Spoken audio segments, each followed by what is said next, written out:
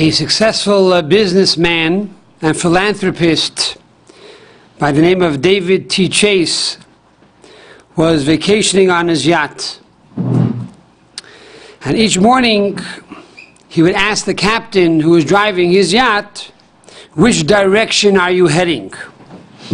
After several such days, the captain, whose name was Dick Williams, asked Mr. Chase, "Are you studying navigation? Why do you ask me every day which direction we're going?" So Mr. Chase said that every morning I put on tefillin and I daven for about 20 minutes and I recite the Amidah, the Shemona Esrei. And when we pray to Jerusalem. And therefore, in America, we have to face east. And therefore, I ask you where you're going to make sure you're not going to be turning in the next 15, 20 minutes so that I'll be able to pray facing the east. A few days later, on Sunday morning, the yacht pulled up into Black Island. And so the captain asked Mr. Chase, he said, "Can I leave the boat for an hour or two?" And Mr. Chase said, "Why do you want to leave the boat?" He says, "Because I wanted to go to church. You pray daily, and therefore you make me feel guilty.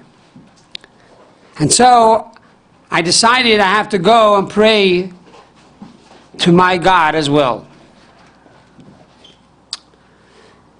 Mr. Chase was a big philanthropist and supporter of Lubavitch, and on his next occasion when he saw the Rebbe, he told the Rebbe the story that had transpired.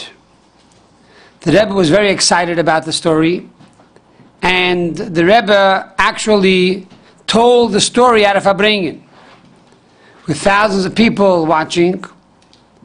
And the Rebbe pointed out that here we see that a Jew who simply does what he's supposed to do, he davens, and he's facing to the east, he's facing to Jerusalem. And because of this, someone who's non-Jewish is inspired by the Jews' fervor and by the Jews' sincerity, and therefore the non-Jew or the Noahide, now he also wants to pray to God. And this is really the responsibility of every Jew. As the Rambam says, that every Jew has the obligation to teach the nations of the world the Noahide laws. So we continue now with the law of Lo Tirtzach, and that is the law of the prohibition against murder. For the Torah says in the book of Genesis chapter 9 that one who spills the blood of another person, his blood shall be spilled by man, implying that a court of law has the right and the obligation to put the murderer to death. Now, when we talk about murder, this is not only a person who shoots another person with a gun, but any way that you put a person to death and you cause a loss of life, this is the category of murder. So if you poison somebody, or you trap somebody, or you lock someone in a room and do not allow them to eat, all these go into the category of murder. Furthermore, the prohibition of abortion. For a woman cannot abort her child according to Noahide laws. Even if, God forbid, she was forced to have the child, she was raped, and she doesn't feel comfortable carrying this child, according to Noahide law, she is not allowed to abort the child. even if the child is going to be born sick, she's not allowed to abort the child. The only time a woman is allowed to abort the child in Noahide law is if the child is going to put her life in danger, and then the child has a law of a pursuer, a reidef, one who's running after you to kill you. If someone is chasing you and is trying to kill you, you are allowed to kill that person first. So here, if the child is in the womb of the mother and will cause, God forbid, the mother to die, then you have to first kill that baby. But under normal circumstances, abortion goes into the category of ritzicha. Now, according to Noahide law, birth control is permissible. However, operations that cause damage to the body is prohibited. Because the body of man is God's, it belongs to God. God gives man the body on loan for 80, 90, 120 years, and therefore you have to give the body back to God in the best way possible. So therefore, an operation to cut out the productive organs is prohibited.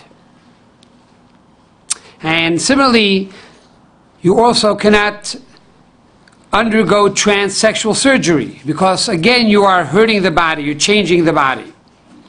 Vasectomy is prohibited, a hysterectomy is prohibited. All of these things are damaging the body. It's interesting to note that the Mishnah tells us that man was created alone. In other words, if you look into the Bible and you look at the story of creation, you see that God created pods, He created species, He created entire sects of birds, of mammals, of animals, of insects. Yet, when it came to the creation of man, the Torah says God created only one man, Adam. Adam happened to be a male and a female together. But He only created one person. He did not create a family. He did not create a nation. He did not create a species. So the question is why? And the Mishnah tells us, to teach us that if you kill one person, you have destroyed the entire world. And furthermore, to teach us that if you save the life of one person, you have saved the entire world. So this is the concept, in short, in a nutshell, the prohibition of murder. And therefore a person must always say, Bishvili nivra ha'olam, the entire world was created just for me. For just like Adam was the only person on the entire world, and God created the world for Adam, so too each one of us has to realize that the whole world was created for us, and therefore we have to preserve the world and preserve life. Now, embarrassment. If you embarrass someone, that's also a form of death. Because you see that the face becomes white, the blood leaves the face. So therefore, just like you're not allowed to physically murder, you cannot murder someone emotionally or spiritually. Hillel taught us, what you despise, do not do unto others. And just like you don't want someone embarrassing you, you should not embarrass someone else. Our rabbis taught that one who embarrasses his neighbor has no place in the world to come. So you can work all your life for a place in the world to come, but then you embarrass someone, you can lose it all with that embarrassment. And in this concept of embarrassment also falls the laws of the prohibition to gossip, the prohibition to spread false rumors. And just like you're not allowed to say these things, you're also not allowed to listen to these things. So all of this goes under the category of do not commit murder. Then we have the mitzvah, the Noahide law of Gilui Aroyes, the prohibition of immoral sexual acts. So here we find that, for example, a man has 6 basic prohibitions. He's not allowed to have intimacy with his mother, with a married woman that is not his wife, nor with his father's wife, even if it's not his biological mother, his sister from his mother, but not from his father. In other words, you are allowed to technically marry your sister from your father and not your mother, according to Noahide law. But again, you have to follow the laws of the country. Number 5, one is not allowed to have intimacy with an animal, and a male is not allowed to have intimacy with another male. These are the 6 prohibitions for a man. And this is based on the verse in the Torah and the Bible in Genesis 2, verse 24, where it says, "Therefore man shall leave his father and his mother, v'dovak b'ishtoi v'hoyu lebasar echad, and he shall cleave to his wife and become one flesh." From here our rabbis derive in his wife and not in a male, and one flesh to exclude an animal, because there's no way to become one with an animal. A woman is also prohibited with 6 prohibitions. Number 1 is a mother is not allowed to have intimacy with her son.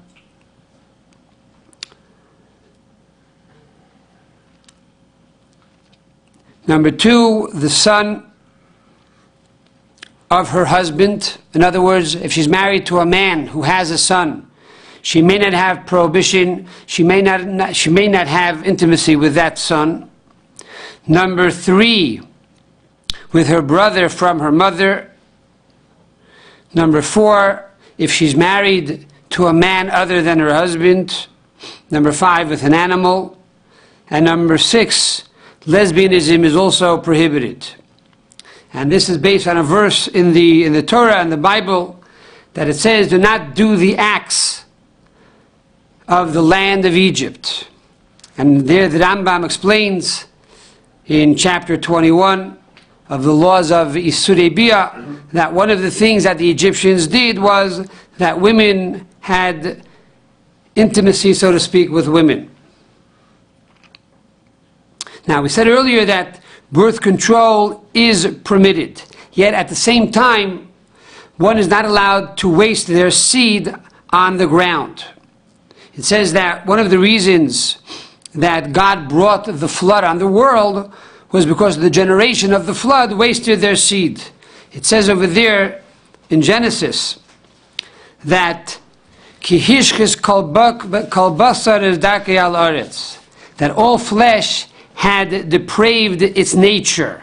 And it also means, as our rabbis translated to mean, that they wasted their seed. And we find furthermore the story of the sons of Judah, Oinain, that they married this woman Tamar, and they did not want Tamar to conceive because she was so beautiful. They were concerned that this would diminish her beauty. So again, they caused their seed to be wasted on the ground. And that is the concept of onanism, which comes from the name of Oinain, the son of Judah. We find furthermore in the book of Isaiah, chapter 1, verse number 15, it says over there that Yidechem damim maleu, your hands are filled with blood. This represents one who wastes his seed on the ground. The reason for this is, as our rabbis tell us, number 1 is that one who does this is tantamount to murder, because technically there could have been a child born, and here you simply wasted it, the seed. Number 2 is because you are abstaining from the mitzvah, or the opportunity to be fruitful and to multiply.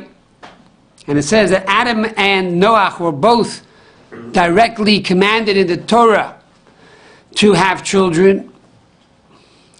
A third reason is, as we said in the earlier classes, that man was not created to create chaos, but rather to preserve the land, to inhabit the land, and therefore we do this by having children. Another reason why this is prohibited is because it's simply against the will of God. Another reason why this is prohibited is because this causes damage. It causes a person to become sick, and it damages one's body and one's health. And one of the prohibitions is that one is not allowed to damage their body. As we said earlier, the body belongs to God, and therefore you have no right to damage it. So therefore, by wasting one seed, you are simply wasting and destroying your body. We move on to the laws of Gezel, the laws of theft. One is not allowed to steal. What does that mean? You're not allowed to steal by going into someone's house at night and stealing his money, or you cannot steal by fooling someone and telling him, you know, if you put your money in this stock, you'll make a lot of money, or if you invest your money with me, I'll give you back many, many more returns. And in the interim, you take his money and you spend it on ice cream and vacations, etc., etc. So that's one way that we find stealing is prohibited. There's also the concept of robbery. Robbery means to steal money, but through force. You force someone to give you their money with a gun or with physical force. Another prohibition in the category of theft is a forced sale, to force someone to sell their house. I like your house, I like your car, you have to sell it to me or else I'll blow it up. So they're forcing you to sell it. You will pay them the money that the house is worth, you'll pay them the money the car is worth, yes, however you are forcing them to sell it against their will. That is the category of gezel, of theft. Another example is even if you steal from a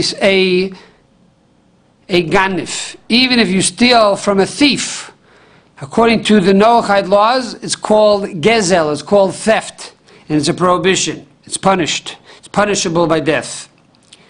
If you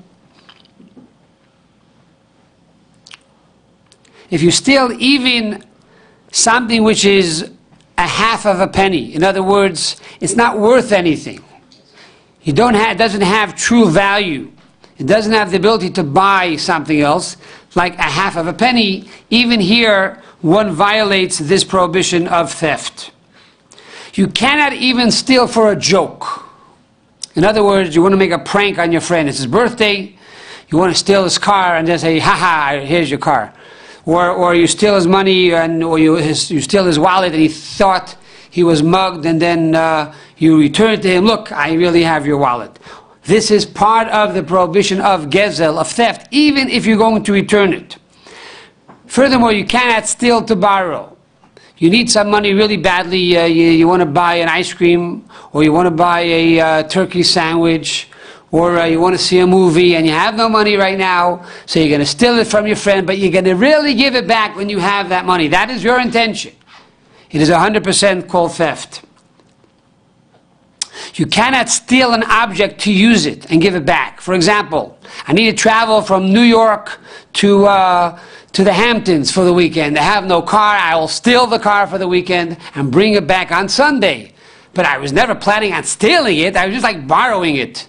But I didn't ask my friend, can I borrow your Jaguar? I just took it. So that is called theft. That is 100% called theft. Even if you pay him for the gas, even if you pay him for the rental, so you assess the value of a 2-day rental for, let's say, $500, that is still 100% theft. It is prohibited. Age, it doesn't matter who you steal from. He could be 100 years old, he could be naive, senile, or it could be 1 day old and he doesn't even know how to speak. that is still called theft. It's not only if you steal from someone who's smart and young and quick, even if you steal from someone who's old and frail, and God forbid has Alzheimer's, that is still 100% called theft. However, if by mistake or accidentally you did steal, even though you had good intentions, but there is another mitzvah, and that is to return the object that you stole. So if you by mistake did steal, give it back. It's not too late. Make amends and return that object. Let's say, however, you don't have that object anymore because you took the Jaguar and you went down to Las Vegas and you lost it because you bet it away. So you should return the value of the Jaguar, return the value of the car to your neighbor.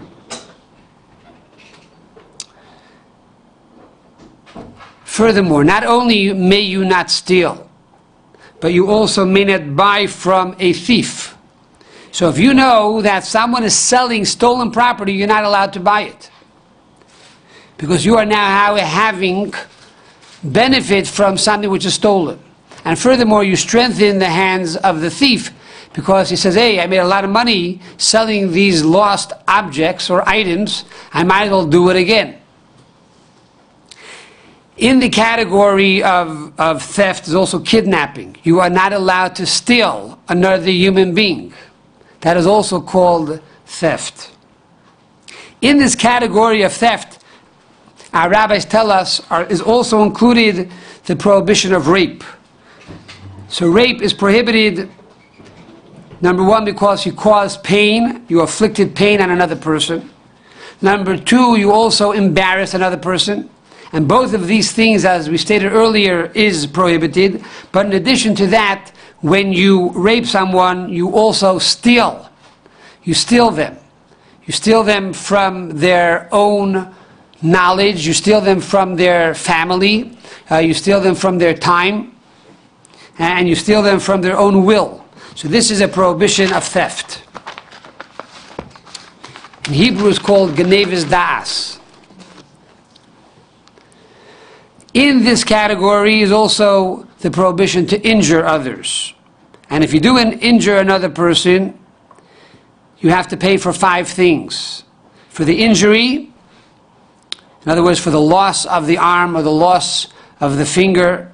Number 2, for the pain. Number 3, for the doctor bills. Number 4, for the loss of work. And number 5, for embarrassment. And these concepts, in other words, the value of each of these things, should be decided based on the courts of the Noahides. Or the Noahide court can say that we will follow the laws of the land. So if America has specific laws pertaining to embarrassment and doctor bills and loss of work and pain, etc., etc., they have a right to say we're going to follow the guidelines of the American jurisprudence. Furthermore, there are laws of kings. If the king says that you have to pay taxes, and it's a country where there's a democracy, in other words, you voted for the president, you voted for the king, and the king has categories of taxes. It's not that he taxes individuals. You give me your house, or you give me your car, but rather there's a set amount of taxes for the entire population.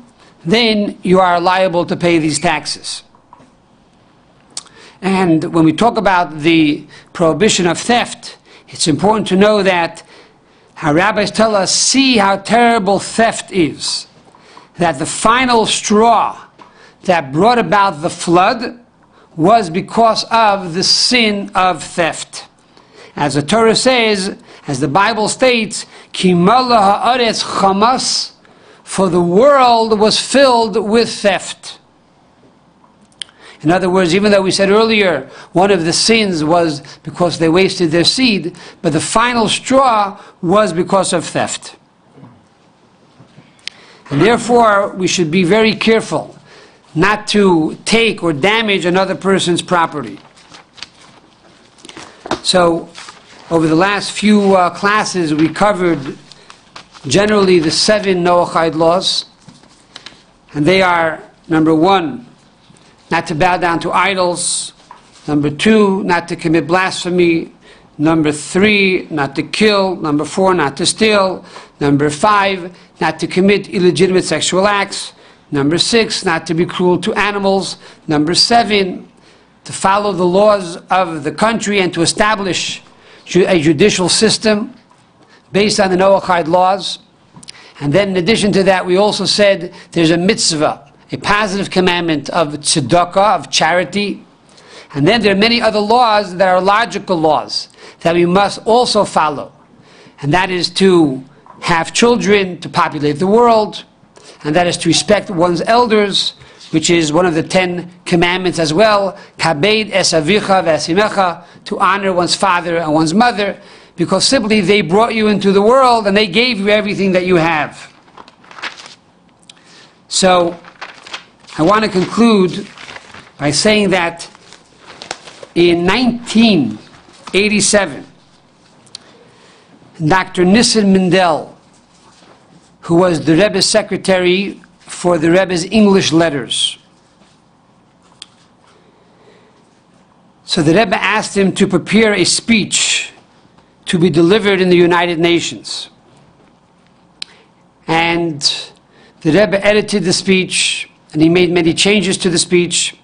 And I want to quote a few lines from this speech that the Rebbe asked him to prepare to be delivered in the United Nations.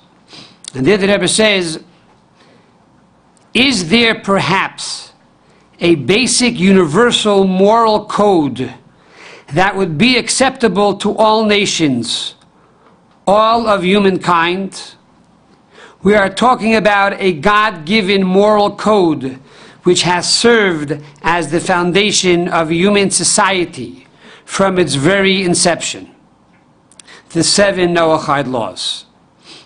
And then the Rebbe goes on to say that one should follow these laws, not because of fear of punishment, not because there are policemen standing on every corner, but rather, why should one fulfill these laws? Because of an awareness that there is an eye that sees and an ear that hears.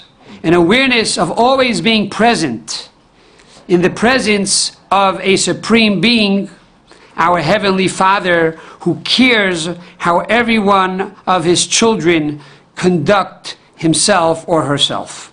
And we spoke about this in the classes as well, that there's also a mitzvah to believe in God and to believe in the unity of God and to place God in front of you always.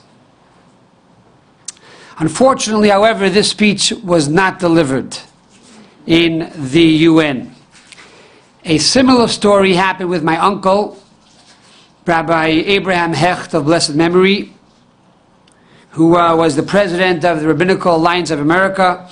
The Rebbe asked him to arrange an address in the UN and to speak about the 7 Noahide laws. And it's interesting that the Rebbe told him 2 things: that the man who delivers it should be a Jew with a beard and payas, and also someone who's not Israeli. Those were the 2 things he said.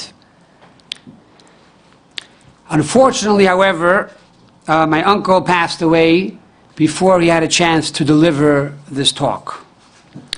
However, I do want to conclude by saying that on March 26th, 1990, the Noahide laws were officially recognized by both houses of Congress with the passing of Public Law 102-114 of the 102nd Congress. And there the Congress clearly stated the importance of the entire American society and all humankind following these Noahide laws. So our hope and prayer is that Mashiach himself will come and deliver this speech in front of the UN, in front of all the United Nations, all the nations of the world, and to inspire them to follow these 7 Noahide laws, and to see a world that when we will beat our swords into plowshares, and the world will only know from peace, hope, joy, and tranquility with the coming of Mashiach speedily in our days. Amen. Question.